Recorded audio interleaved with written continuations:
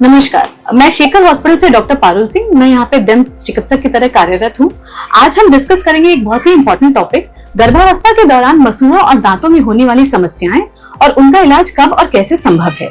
सबसे कॉमन जो सबसे पहले देखा जाता है वो है मसूड़ों से खून आना, जिसे हम प्रेगनेंसी जिंजिवाइटिस भी कहते हैं। इस केस में जनरली ये पाया जाता है कि आप ब्रशिंग कर रहे हैं या कुछ खा रहे हैं और उस वक्त आपके मसूड़ों से खून आने लगा। ये नहीं सोचना है कि हम इसका इलाज प्रेगनेंसी के बाद कराएंगे, ये बिल्कुल भी गलत होगा।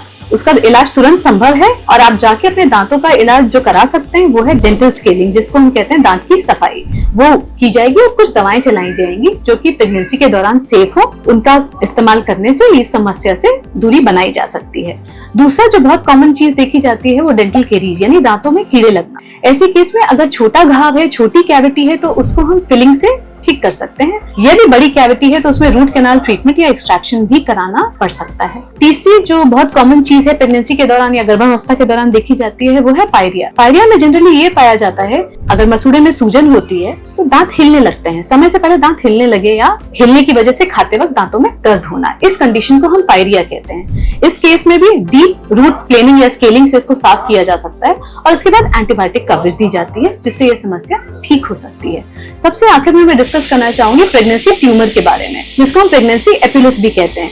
यहाँ पे एक गांठ जैसा बन जाता है दांतों और मसूड़े के बीच में और ये संभवतः पेनलेस होता है, लेकिन किसी किसी केस में ऐसा भी देखा गया है कि इसमें दर्द है। दोनों ही केस में गर्भावस्था के दौरान तो कुछ नहीं करते, लेकिन हाँ दवाएं चला सकते हैं और गर्भावस्था के बाद उनका सर्जरी संभव है।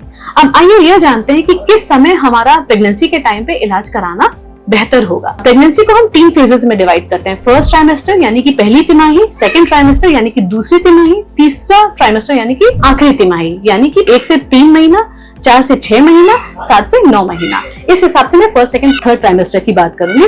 फर्स्ट ट्राइमेस्टर में संभवतः हम कोई इलाज नहीं करते हैं, यहाँ तक कि एक्सरे भी नहीं करते हैं, क्योंकि ऐसा माना जाता है कि इस टाइम पे बच्चों के अंग बन रहे होते हैं, इसलिए कोई भी इलाज नहीं किया जाता है। सिर्फ दवाओं से हम उन्हें कंट्रोल कर सकते हैं। सबसे बेस्ट टाइम होता है दूसरी तिमाही यानी 4 से 6 महीना। इसमें हम root canal treatment, filling, scaling, root planing ये सब कर सकते हैं। एक्सट्रैक्शन को संभवतः हम मान के चलते हैं कि हम प्रेगनेंसी के बाद ही करेंगे। अगर बहुत दिक्कत हो तो वो भी सेकंड ट्राइमेस्टर में किया जा सकता है। अब आते हैं आखिरी ट्राइमेस्टर में यानी 7 से 9वां महीना। इस वक्त कोई भी प्रोसीजर करने से जनरली पेशेंट भी अवॉइड करता है, डॉक्टर भी मना करता है, क्योंकि पेशेंट को आप बहुत ज्यादा देर डेंटल चेयर पे नहीं बैठा सकते हैं, दिक्कत होती है। इसीलिए कोशिश करें जब भी कोई समस्या किसी प्रेग्नेंट लेडी को आपके नियर बाय आसपास में हो तो उसको सेकंड ट्राइमेस्टर में इलाज के लिए जरूर भेजें। धन्यवाद।